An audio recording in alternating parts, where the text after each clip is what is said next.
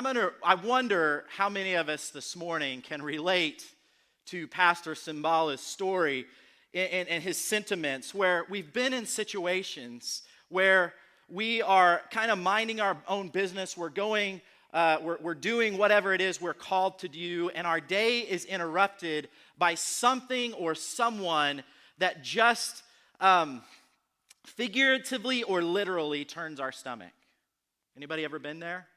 Sometimes it's because of things that we've experienced in our past that trigger these emotions or whatever, but it's just kind of like, I don't have time for whatever mess that this person has. Maybe because I'm a mess myself, or maybe because I've just gotten out of a mess and I've just got enough calm right now, but I just don't have time for whatever mess this person has.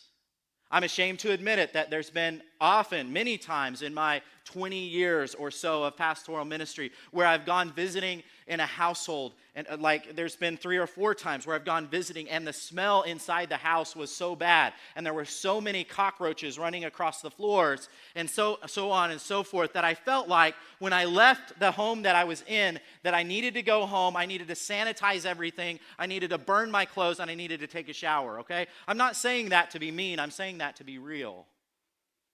Maybe each one of us has faced those times, kind of like Simbala, where things are going well, but then somebody or something disrupts our life, and we just don't feel like we have the energy to get dirty. Everybody say, get dirty. I want to make sure you're awake, okay? Our text today comes from the book of Matthew. We're going to get to the text here. Matthew was writing to a mostly Jewish audience. The Jewish people had plenty of laws, and the Torah God had ordained them to follow regarding things to avoid if you wanted to stay ceremonially clean or pure. 2 of the things near the top of the list, things to avoid if you wanted to stay clean. Okay? 2 of the things. Dead bodies, all right?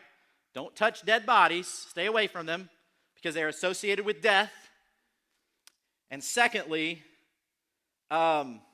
women with internal bleeding. And that included menstrual periods, okay? In the passage we are about to read, we find that Jesus not only touched a corpse, but he also was touched by a hemorrhaging woman. Now, let me give you just a little bit of background. Good and evil in Hebrew, good literally means like building up, okay? Building up. Evil, in its simplest form, means tearing down, okay? So the forces of evil always want to tear things down, and God's kingdom always wants to build things up. That's just a little freebie when we start thinking about our calling and vocation and the kingdom that Jesus has brought into this world, okay? So that's why, as through that Old Testament Torah, things that were associated with death, where God was trying to teach people these things are not part of what is, quote unquote, good, okay? So it was to teach about holiness. It was to teach about God's holiness. So anyway, I'm really sidetracking there. Anyway, as we read this passage, in the ordinary course of events, if Jesus did what he did, and we know that he did what he did because of the witness of the gospel here, Jesus would become ceremonially doubly unclean for the things that he did and the people he talked to and the things that he touched. Let's read that together, beginning in verse 18. Matthew chapter 9, beginning here in verse 18. As he was saying these things, a ruler came, bowed low before him, and said, "My daughter has just died, but come and lay your hand on her side, and she will live." Notice that. He's asking him to touch his daughter who had just died. Jesus and his disciples got up and followed him. But a woman who had been suffering from a hemorrhage for 12 years came up behind him and touched the edge of his cloak, for she kept saying to herself, "If only I touch his cloak, I will be healed."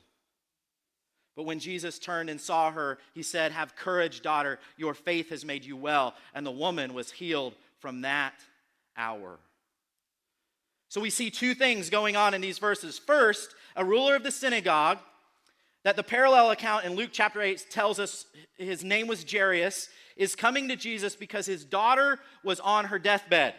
Jesus agrees to follow Jairus to his house, And when the story, as he's walking to Jairus' house, the story shifts from a little girl who's dying or who is dead to a woman who had an issue of blood for 12 years. That means that she had just had blood, I'm sorry to be graphic, oozing for 12 years, okay? That's a long time, my friends. She, like Jairus the ruler, had heard of Jesus' power, and in hope and in faith and probably in a little bit of desperation had pushed through the crowds to touch Jesus. Now, I want you to think for a moment about the ramifications of this story and in the ordinary course of events of this woman's actions. If Jesus were an ordinary man, not only would her actions make him ceremonially unclean, but everybody that she touched pushing through the crowd would also be ceremonially unclean. But there was something, catch this friends, there was something about Jesus that was worth the risk to this woman to push through the crowds, to push through the ridicule, to push through what other people might think or what it might do to other people, to push through and to grab a hold of the hem of Jesus' garment.